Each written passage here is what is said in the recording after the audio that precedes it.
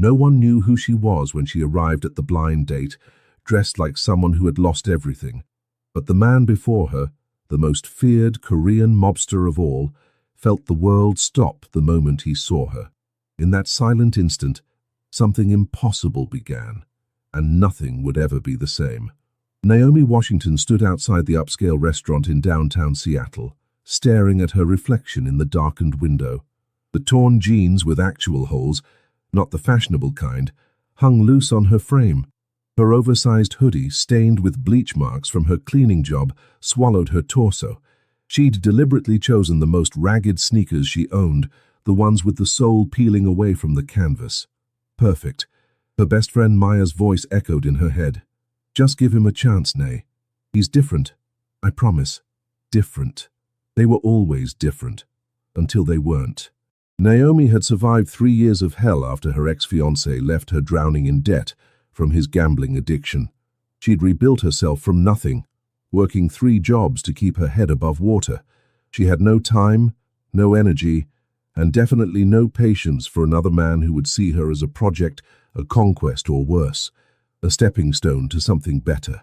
So here she was, dressed like she'd just climbed out of a dumpster, ready to scare off whatever rich friend of a friend Maya had set her up with this time. She pushed open the door and walked inside, chin high, despite everything. The restaurant was the kind of place Naomi would never enter on her own. Crystal chandeliers cast soft golden light over white tablecloths and gleaming silverware. The host's eyes widened as she approached, his professional smile faltering as he took in her appearance. "I'm here to meet someone," Naomi said, her voice steady. "Reservation under Kang?" The host's expression shifted from shock to something like concern. "Of course, right this way." She followed him through the restaurant, hyper-aware of the stairs. A woman in a Chanel suit whispered to her companion. An elderly couple looked away quickly. Naomi kept her shoulders back, her expression neutral. This was exactly what she wanted. To be so off-putting that whatever man was waiting would take one look and leave. Then she saw him. He sat at a corner table, his profile sharp and commanding, even in stillness. Dark hair styled perfectly, an expensive charcoal suit that probably cost more than her entire year's salary, and an aura of absolute authority that made the air around him seem heavier somehow. As she approached, he turned his head toward her. Naomi stopped breathing. His eyes were the darkest brown she'd ever seen, almost black in the low light, and they locked onto hers with an intensity that felt physical. His face was all clean lines and strong features, high cheekbones, sharp jaw, lips pressed into a neutral line. A subtle tattoo curved along his neck just above his collar, barely visible but undeniably there. He didn't look shocked. He didn't look disgusted. He looked interested. "Naomi Washington." His voice was deep, with the barest hint of a Korean accent smoothing the edges of his words. "That's me." She slid into the chair across from him, waiting for the inevitable excuse, the fake phone call, the sudden emergency. "And you're Minjun Kang." He extended his hand across the table. She shook it, expecting a brief, dismissive grip. Instead, his hand enveloped hers, warm and solid, and he held on for a moment longer than necessary, his thumb brushing across her knuckles before releasing her. "You look surprised," he said, leaning back in his chair with an expression she couldn't read. "I look homeless," Naomi corrected. "Let's not pretend otherwise." The corner of his mouth twitched, almost a smile. "Is that what you were going for?" "Obviously." "Why?" The question was so direct it caught her off guard. "Why do you think? This way we can skip the part where you pretend to be interested for 20 minutes before making up an excuse to leave. You're free to go now. Tell Maya you tried." Minjun didn't move. Instead, he gestured to the waiter, who appeared instantly. "2 glasses of the Chateau Margaux 2015 and bring us the tasting menu." "Right away, Mr. Kang." Naomi blinked. "What are you doing?" "Having dinner. With you." Those dark eyes held hers. "Unless you plan to leave?" She faltered, her carefully constructed plan crumbling. "You're not going to leave?" "No. But I can see what you look like." He leaned forward slightly, resting his forearms on the table.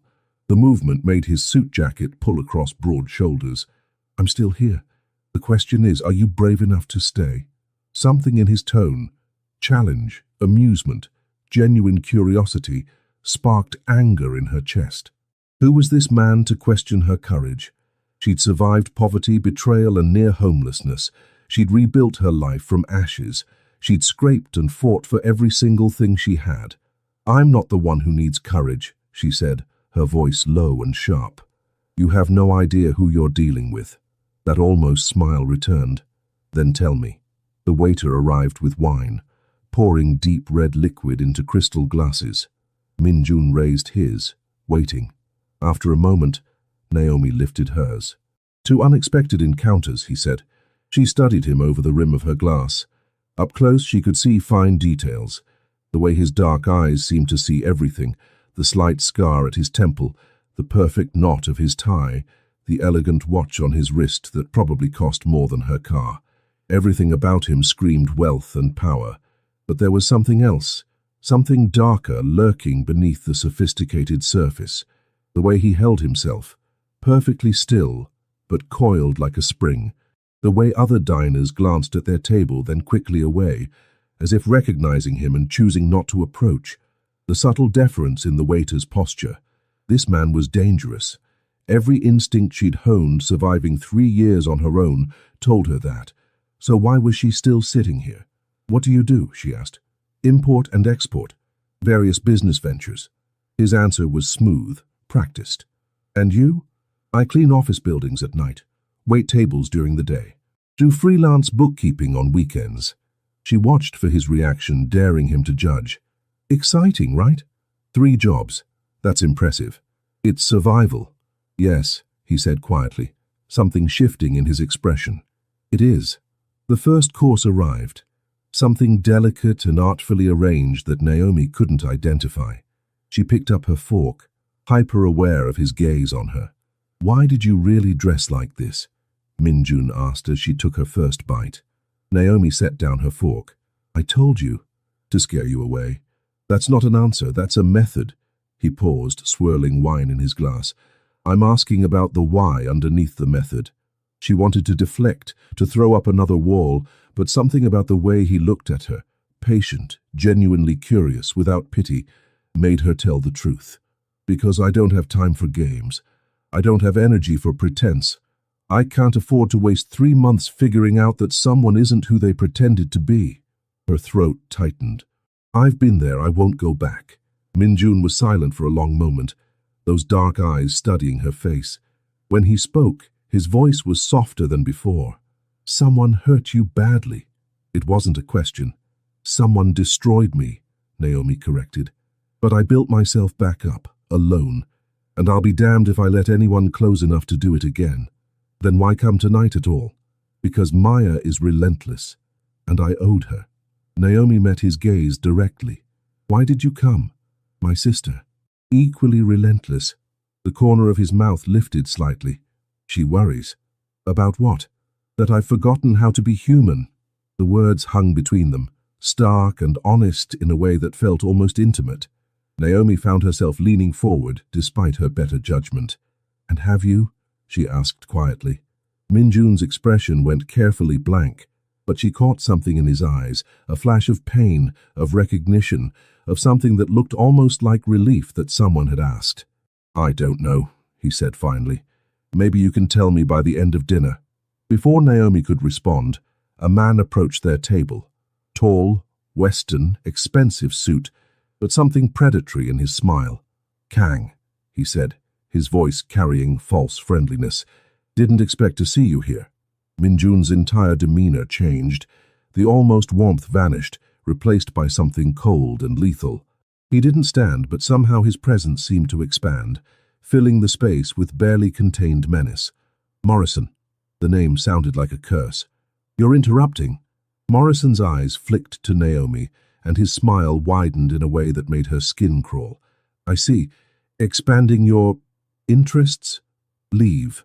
Min-jun's voice was soft, but Naomi felt the threat in it like a blade against her throat. "Now." Morrison raised his hands in mock surrender. but his gaze lingered on Naomi for a moment too long before he walked away. The warmth didn't return to Minjun's face. Instead, he signaled for the check, pulling out his wallet with sharp, controlled movements. "We're leaving," he said. "What? Why?" He looked at her then, and Naomi saw something in his eyes that made her chest tight. Fury, and beneath it, something almost like fear. "Because I just put a target on your back," Minjun said quietly. "And we need to talk somewhere private. Now." Minjun's car was exactly what Naomi expected, a sleek black Mercedes with leather interior and tinted windows. What she didn't expect was the gun she glimpsed in the center console when he opened the door for her. Her feet stopped moving. "What the hell is that?" "Insurance." He followed her gaze, then looked back at her with an expression that was almost apologetic. "Get in, please. We need to go somewhere safe to talk." "Safe from what?" "From the man who just saw you with me." Minjun's jaw tightened. "Morrison is a rival. He'll use anything he can to get leverage. And now he's seen you." Naomi's heart hammered. "What do you mean, rival? You said you were in import-export." "I am, among other things." He stepped closer, his voice dropping. "Naomi, I need you to trust me for the next hour. Then, if you want to walk away and never see me again, I won't stop you. But right now we need to leave this parking lot." Every rational part of her brain screamed to run, but she looked at his face, at the genuine concern there, the tension in his shoulders, the way he positioned himself between her and the restaurant, and found herself nodding. She got in the car. Minjun drove in silence through downtown Seattle, his jaw clenched, checking mirrors constantly. After 15 minutes, he pulled into an underground parking garage beneath a luxury high-rise. "This is my building," he said, cutting the engine. "My penthouse. No one gets up there without going through security first." Naomi's hands trembled slightly as she unbuckled her seatbelt. "You're scaring me." "Good. You should be scared." He turned to face her fully. "Because I'm about to tell you the truth, and once you know it, your life gets complicated. Then maybe don't tell me. It's too late for that. Morrison saw you. He'll find out who you are by tomorrow morning. You need to know what you're dealing with." They rode the private elevator in silence. When the doors opened, Naomi stepped into a sprawling penthouse with floor-to-ceiling windows overlooking the Seattle skyline. The space was masculine and minimalist. Dark furniture, clean lines, expensive art on the walls. Minjun shrugged off his suit jacket, revealing shoulder holsters with 2 handguns. He removed them carefully, setting them on a side table before turning to face her. "Sit," he said, gesturing to the leather sofa. "Please." Naomi perched on the edge, her body tense and ready to run. Minjun poured 2 glasses of whiskey from a crystal decanter, handing her one before sitting in the chair across from her. Maintaining distance, she realized, giving her space. "My name is Minjun Kang," he began. "I'm 35 years old. I was born in Seoul, but came to America when I was 8. My father ran an organization, a Korean crime syndicate. When he died 10 years ago, I took over." The words landed like blows. Naomi's grip tightened on her glass. "You're a criminal." "Yes." No hesitation, no sugarcoating. "I run illegal gambling operations, loan services, protection rackets. I control territory. I have people who answer to me who do things that would horrify you."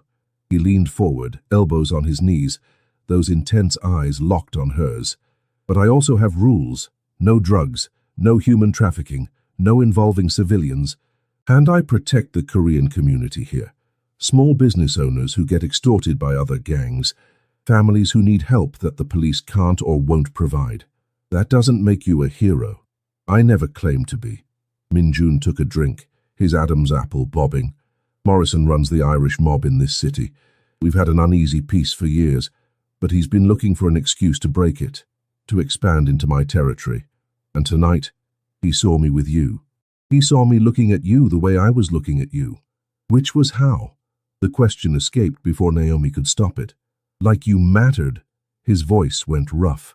"Like you were something precious I wanted to protect." Heat flooded through Naomi's chest, followed immediately by panic. "We just met. You don't even know me.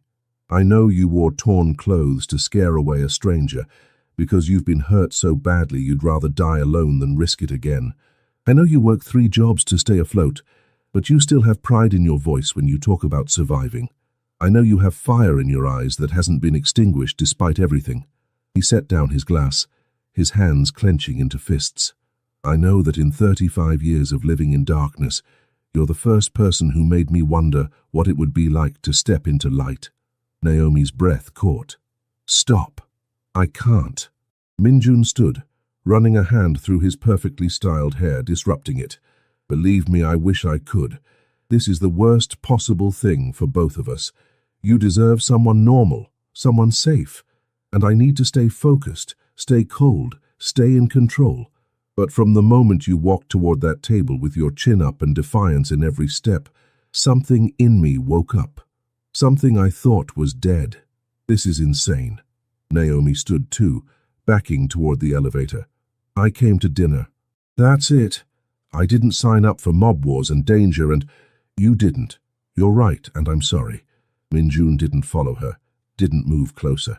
Tomorrow, I'll have someone make sure Morrison knows you're off limits. I'll put protection on you. Discreetly, you won't even know they're there. After a few weeks, when he loses interest, you can go back to your normal life. You'll never see me again. Naomi should have felt relieved. Instead, something in her chest clenched painfully at those words. Never see him again. What if I don't want protection? She challenged. What if I just want to forget this night happened? Then Morrison might approach you. He might threaten you to get to me. He might hurt you. Minjun's voice went deadly soft. I won't let that happen. So you're getting protection whether you want it or not. Consider it an apology for dragging you into my world. Your world. Naomi laughed, but it sounded slightly hysterical. 2 hours ago, my biggest problem was whether I could pick up an extra shift at the restaurant. Now I'm in a penthouse with a mob boss who has people following me for my own protection. Yes, the single word held so much. Regret, determination, apology. Naomi pressed the elevator button, then turned back to look at him. He stood in the middle of his expensive living room, his shirt slightly rumpled now, his hair mussed, his expression more raw and real than it had been all evening. He looked lonely, desperately, crushingly lonely. What you said before, Naomi heard herself say, about not knowing if you're still human. Do you want to know what I think? Minjun's throat worked. Yes, I think you're more human than you want to be. I think it hurts. And I think that's exactly why you shouldn't be alone. The elevator dinged. The doors opened. Naomi stepped inside, her heart pounding, her mind screaming that she was making a mistake. As the doors began to close, she saw Minjun take a step forward, his hand lifting as if to stop her. Wait, he said, his voice rough. Don't you want to know why I'm still sitting here? The words echoed what he'd said at the restaurant. A callback, a connection, an acknowledgement that something had passed between them that neither could quite name. The doors closed. Naomi rode down in silence, her whole body trembling. When she reached the lobby, she pulled out her phone to call a rideshare and found a text from an unknown number. My driver is waiting outside. He'll take you home safely. Tomorrow morning, you'll notice a black SUV on your street. That's your protection. Don't try to lose them. MJ. She should have been angry. Should have felt violated by the presumption, the control. Instead, for the first time in 3 years, Naomi felt something she'd forgotten how to feel. Safe. And that terrified her more than anything else tonight. 3 days passed. Naomi went to work, came home, tried to pretend life was normal. The black SUV was always there, just visible from her apartment window. She never saw the occupants clearly, but she felt their presence like a phantom limb, both comforting and deeply unsettling. On the 4th morning, she found a package outside her door. Inside was a new phone with a single contact saved, Minjun Kang. The note was simple. In case you need me, MJ. She should have thrown it away, should have blocked the number and moved on with her life. Instead, she kept the phone charged in her nightstand drawer and found herself looking at it every night before sleep. On the 7th day, Morrison made his move. Naomi was leaving her night cleaning job at 2 in the morning when a black sedan pulled up beside her. Not the SUV, a different vehicle, expensive and predatory. The window rolled down, revealing Morrison's smiling face. "Naomi Washington," he said pleasantly. "We didn't get properly introduced the other night." Her hand went to her pocket where the new phone sat. "I have nothing to say to you." "Of course not. But I have something to say to you." He opened the car door, standing up. In the dim parking lot light, he looked almost reasonable, if not for the cold calculation in his eyes. "Min-jun Kang is a dangerous man. Whatever he told you, whatever promises he made, they're lies. He uses people and throws them away." "Like you wouldn't?" Morrison's smile widened. "Smart girl. You see the truth? We're all monsters in this game.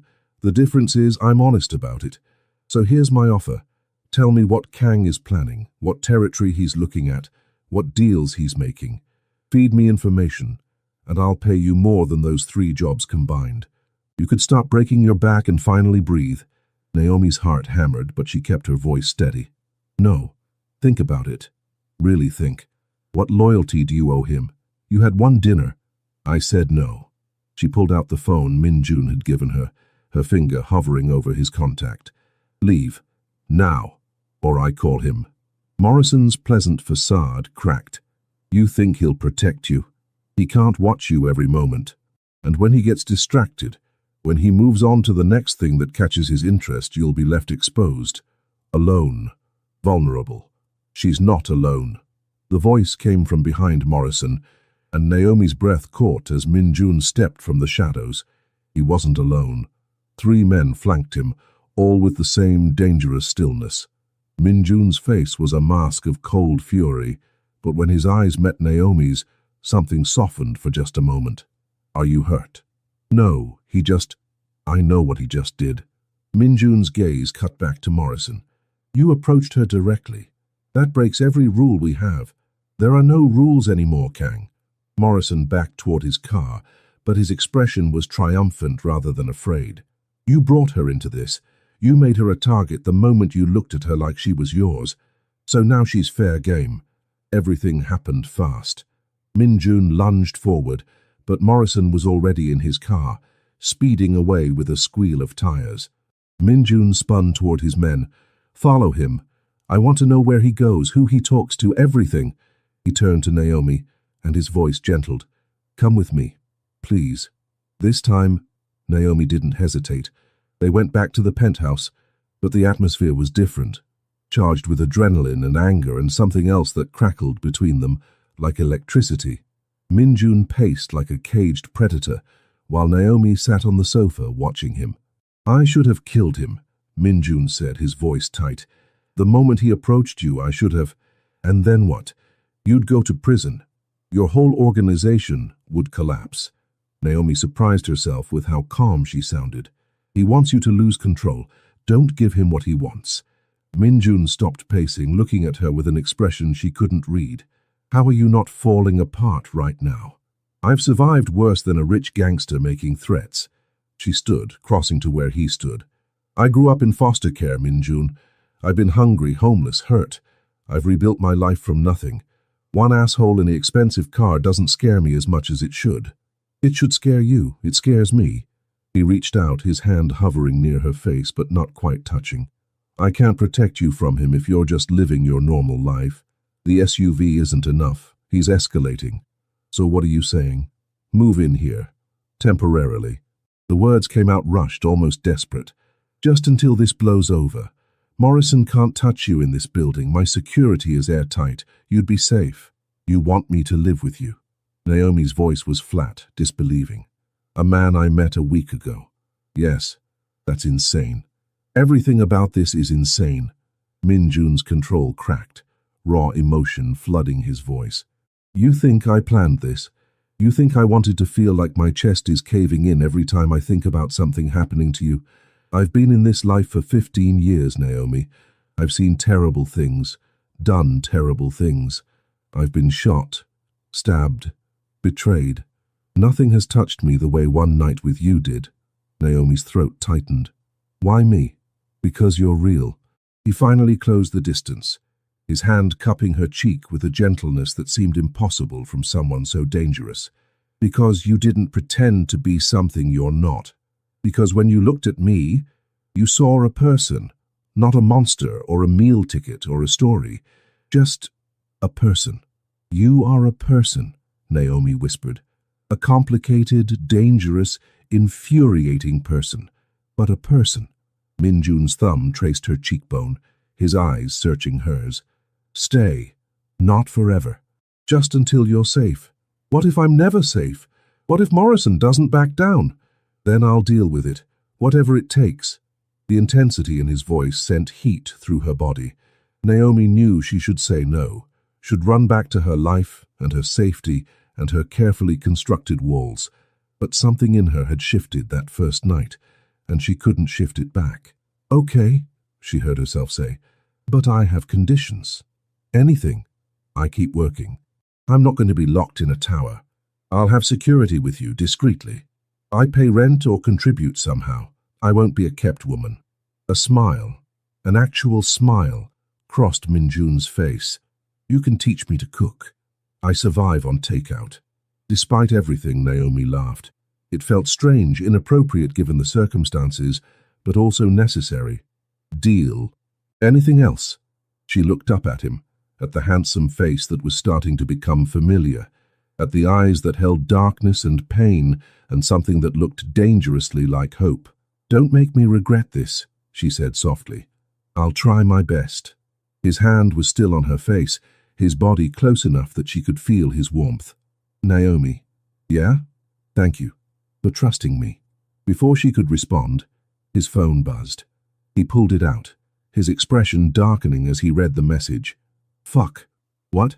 Morrison just torched one of my warehouses. He's sending a message. Minjun looked at her, conflict clear on his face. I need to handle this. Tonight.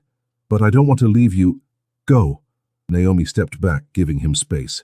I'm safe here, right? That's what you said. Yes, this building is a fortress, but then go do what you need to do. I'll be here when you get back. Something in his eyes flared. Gratitude, relief, and something deeper that made her heart skip. He grabbed his gun from the table, checking it with practiced efficiency. Lock the door behind me. Don't answer for anyone but me. Minjun? He turned at the elevator. Be careful, Naomi said. The look he gave her was so intense, it felt like being touched.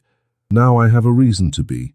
The elevator doors closed, and Naomi was alone in the penthouse of a Korean crime boss, having just agreed to move in with him to escape a mob war she'd stumbled into by wearing torn clothes to a blind date. Her life had officially become unrecognizable, and the terrifying part, she didn't want to go back. Naomi woke to find Minjun sitting in the chair across from the guest bed where she'd fallen asleep, watching her in the pre-dawn darkness. His suit jacket was gone, his white shirt stained with ash and dirt, his hair disheveled, but it was his eyes that caught her. Exhausted, haunted, and fixed on her like she was the only solid thing in a crumbling world. You're back, she said, her voice rough with sleep. I told you I would be. What time is it? 5:30. He rubbed his face with both hands. I didn't mean to wake you. I just needed to see that you were okay. Naomi sat up, pulling the blanket around her shoulders. What happened? Morrison wants war. He made that clear tonight. Minjun's jaw clenched. The warehouse was just the beginning. He's hitting my operations, trying to draw me out, make me reckless. Is it working? Yes. The admission seemed to cost him. Because every move I make now, I'm thinking about you, about keeping you safe. It's making me vulnerable. Naomi's chest tightened. I should leave then. If I'm making you weak. You're not making me weak. Minjun stood abruptly, crossing to the window. The rising sun cast golden light across his profile. You're making me human. There's a difference. But in my world, being human can get you killed. Then maybe your world is wrong. He turned to look at her, surprise flickering across his features. What? Your world. These rules you all follow. Honor among thieves, respect through fear, power through violence. Maybe all of it is wrong. Maybe being human should be the point, not the weakness. Naomi stood too, moving closer. You said your father ran this organization before you. Did he teach you it had to be this way? He taught me that survival requires ruthlessness, that caring about anyone makes you a target. And are you happy? living like that? The question hung between them. Minjun's throat worked, his hands clenching and unclenching at his sides. When he finally spoke, his voice was barely above a whisper. I was numb. For years. I did what needed to be done, made the hard choices, built an empire. And I felt nothing. He looked directly at her. Then you walked into that restaurant and suddenly I felt everything. And it's terrifying. Naomi closed the remaining distance between them, her bare feet silent on the hardwood floor. What do you feel right now? Like I'm standing at the edge of a cliff. His hand rose, fingers tracing the line of her jaw. Like if I fall, I'll either fly or die. And for the first time in my life, I think flying might be worth the risk. Minjun. His thumb brushed across her lower lip, his eyes darkening with an emotion that made heat pool in her stomach. Tell me to stop. Tell me this is a mistake. Because if you don't, I'm going to kiss you and there's no going back from that. Every rational thought in Naomi's head screamed warnings. This man was dangerous. This situation was impossible. Getting involved would only end in pain. But when had rational thoughts ever kept her warm at night? When had playing it safe ever made her feel alive? Don't stop, she whispered. Minjun's control shattered. He kissed her like a man drowning and she was air. Desperate, consuming, overwhelming. His hands framed her face, tilting her head to deepen the kiss, and Naomi's fingers clutched his stained shirt, pulling him closer. He tasted like smoke and whiskey, and something uniquely him. The kiss was both gentle and fierce, controlled and wild, a contradiction that somehow made perfect sense. When they finally broke apart, both breathing hard, Minjun pressed his forehead to hers. This changes everything, he said. I know. I can't be casual about you, it's not in my nature. If we do this, if we're together, I'll be possessive, protective, probably unbearable. Despite the intensity of the moment, Naomi smiled. I work 3 jobs and dress like a homeless person to scare away dates. I'm not exactly casual either. He laughed. Actually laughed, and the sound was so unexpected, so genuine, that it made her chest ache. We're a disaster waiting to happen. Probably. Morrison will use you against me. Let him try. Minjun pulled back to look at her, his expression shifting to something serious. Naomi, I need you to understand what you're signing up for. I can't leave this life. My father's legacy. My people who depend on me, the territory I control. I can't just walk away. Which means danger will always be close. Always. I grew up in danger, Naomi said quietly. Different kind, maybe, but danger all the same. Poverty is dangerous.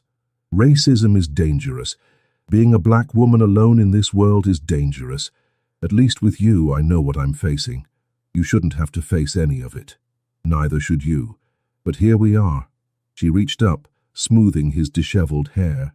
So, what do? We survive. Together. He caught her hand, pressing a kiss to her palm. And I end this war with Morrison before it costs me the only good thing I've found in 15 years. Before Naomi could respond, his phone rang. Minjun answered it with a curt greeting, then listened, his expression going cold and lethal. When? A pause. How many? Another pause. I'm on my way. He hung up, already moving toward the bedroom door. I have to go. Morrison hit another location. This time he hurt people. My people, I need to go, Naomi said. Do what you need to do. Minjun hesitated at the door, looking torn. I just found you. Leaving feels wrong. I'll be here when you get back, I promise.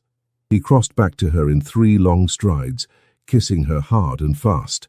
Lock the door, don't leave this penthouse, I'll have food sent up. Minjun? Yeah? End this. Whatever it takes. Because I'm tired of being afraid, and I'm tired of watching you go to war. Her voice strengthened. End it so we can figure out what this is between us. Something blazed in his eyes. Determination, possessiveness, and pure, fierce devotion. I will. I promise you. I will. He left. The penthouse fell silent. Naomi moved to the window, watching the city wake up below, and wondered how her life had transformed so completely in less than 2 weeks. Her phone, her old phone, rang. She almost ignored it, but the number was Maya's. "Hello. Naomi, oh my God, I've been trying to reach you for days. Are you okay? I heard there was some kind of incident at your work, and then you weren't answering, and I'm fine, Maya. I'm safe. Where are you?" Naomi looked around the luxury penthouse at the life she'd temporarily stepped into. Somewhere different. Somewhere complicated. "Does this have to do with the blind date? With Minjun?" Maya's voice went careful. "Nay, what happened?" "Everything," Naomi said simply. "Everything happened." Before Maya could ask more questions, Naomi heard shouting from outside the penthouse, muffled but urgent. Her blood went cold. "Maya, I have to go." "Wait." Naomi hung up, moving toward the door. The shouting grew louder, followed by a sound that made her heart stop. Gunshots. The penthouse security. Minjun said the building was a fortress, but fortresses could fall if the attack was strong enough. Morrison had found her, and Minjun wasn't here to protect her. Naomi's hands shook as she grabbed the gun Minjun kept in his nightstand. She'd seen him put it there the night before.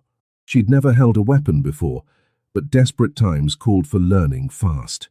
The door to the penthouse suddenly burst open, but it wasn't Morrison's men who entered.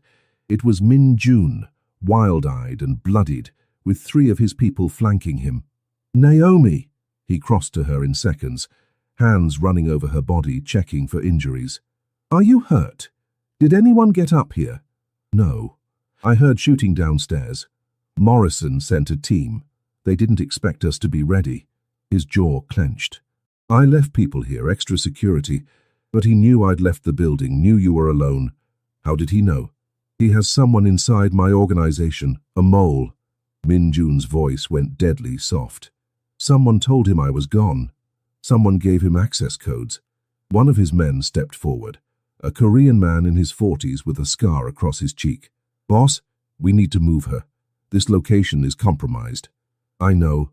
Minjun looked at Naomi, conflict clear in his expression. "I'm sending you away. Somewhere safe, somewhere Morrison can't reach." "No." The word came out firm, surprising even herself. "I'm not running." "Naomi, no. Listen to me." She set down the gun, stepping closer to him, despite the blood on his clothes and the danger crackling in the air. "Running puts me alone. Running makes me a target he can track. But staying with you, being visible as yours, that makes me untouchable in a different way." Minjun shook his head. "You don't understand how this works. If Morrison knows you matter to me, he already knows. That ship sailed the moment he saw us at dinner." Naomi grabbed his shirt, forcing him to look at her. "So we don't hide it. We make it clear. I'm not some secret weakness. I'm yours. Completely. Publicly. And anyone who touches me answers to you." The scared man made a sound that might have been approval. "She's right, boss. Running makes her prey. Claiming her makes her family. Our family. That's different. Nobody touches what's mine," Minjun said quietly, the words seeming to come from somewhere deep inside him. His eyes locked on Naomi's. "Is that what you want? To be mine? In my world, that means something. It means I protect you with everything I have, but it also means you can't leave easily. It means you're part of this life." Naomi thought of her torn clothes and 3 jobs and carefully constructed walls. She thought of the loneliness she'd carried for 3 years, the fear of being hurt again, the exhaustion of always having to be strong alone. Then she thought of Minjun watching her sleep with haunted eyes, of his gentle touch despite his dangerous life, of the way he looked at her like she was both his salvation and his destruction. "Yes," she said, "that's what I want."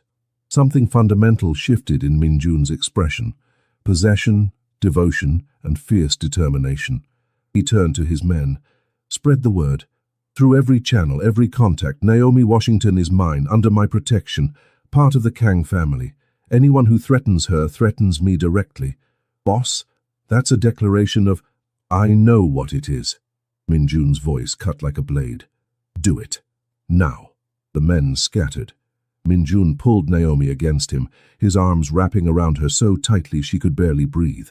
She felt him shaking. This powerful, dangerous man was actually shaking.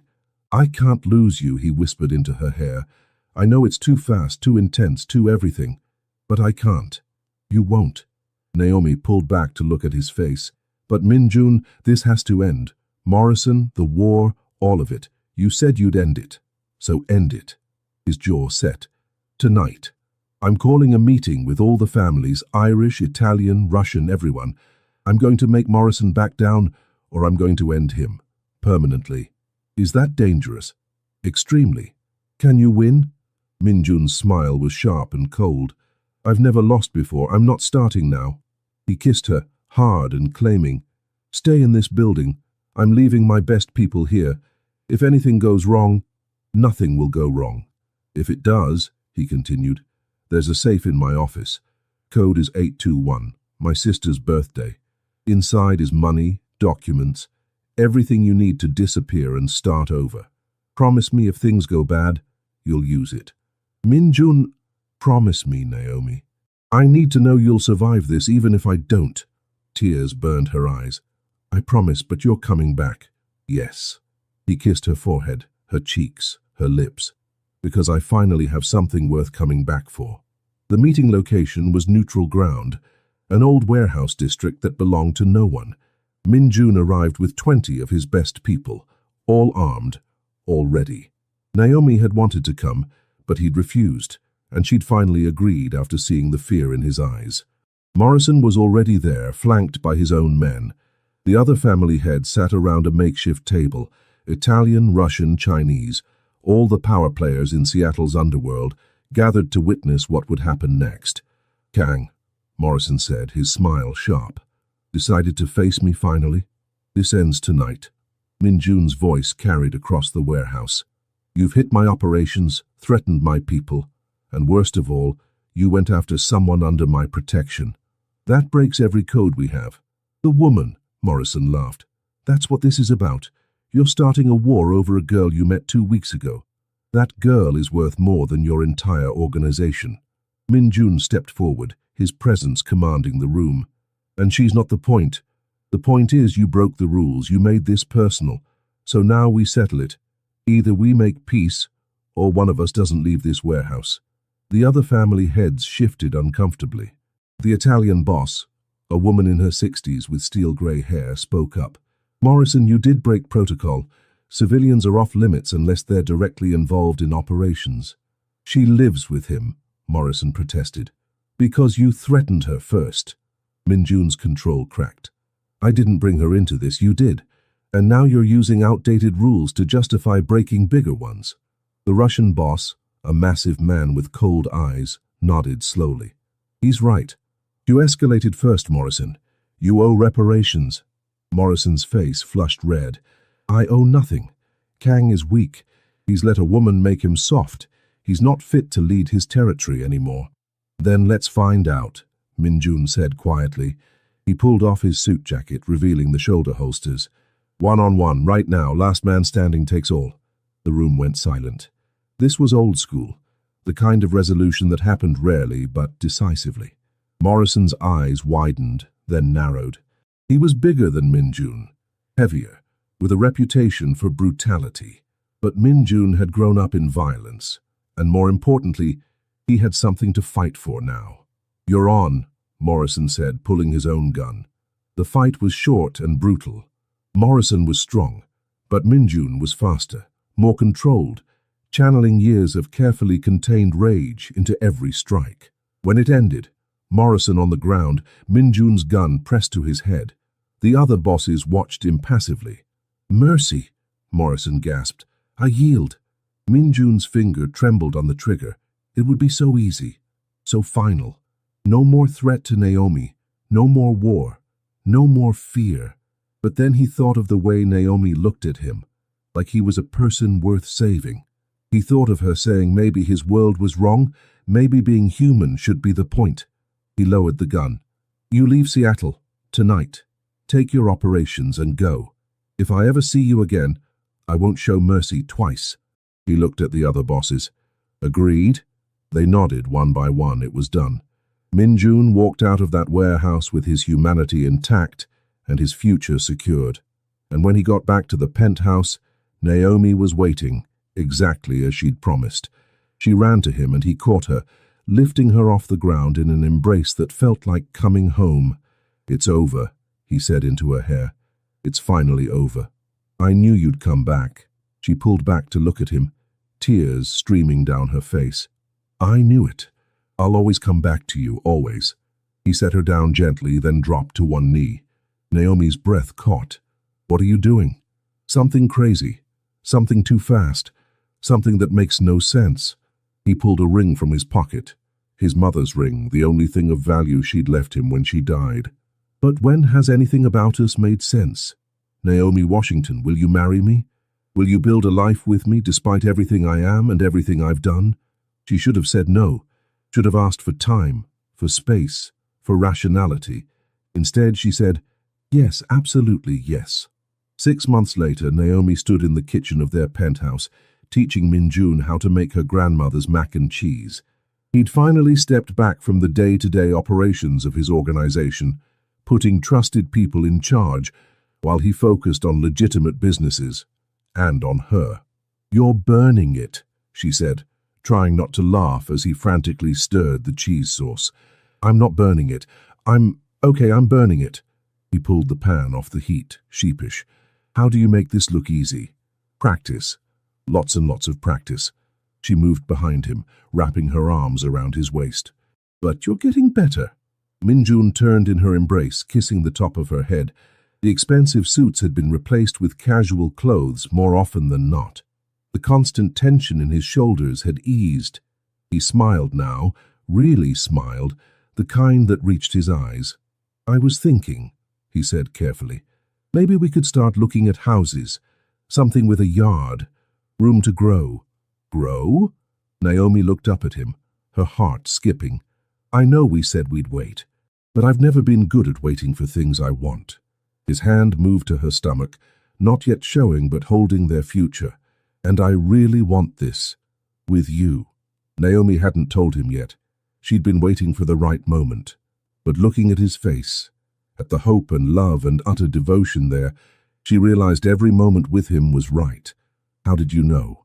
"You stopped drinking wine 2 weeks ago. You've been tired. And you get this look sometimes like you're holding a beautiful secret." He grinned. "Plus, I'm an observant person. It's kind of my thing." She laughed, tears streaming down her face. "We're really doing this? The whole thing? Marriage, baby, normal life? There's nothing normal about us." Minjun kissed her, soft and sweet and full of promise. "But yes, we're really doing this." Outside, rain fell on Seattle. Inside, in a penthouse that had once housed only loneliness, 2 people who had found each other against all odds started building something impossible, a future together. And it was enough, more than enough. It was everything.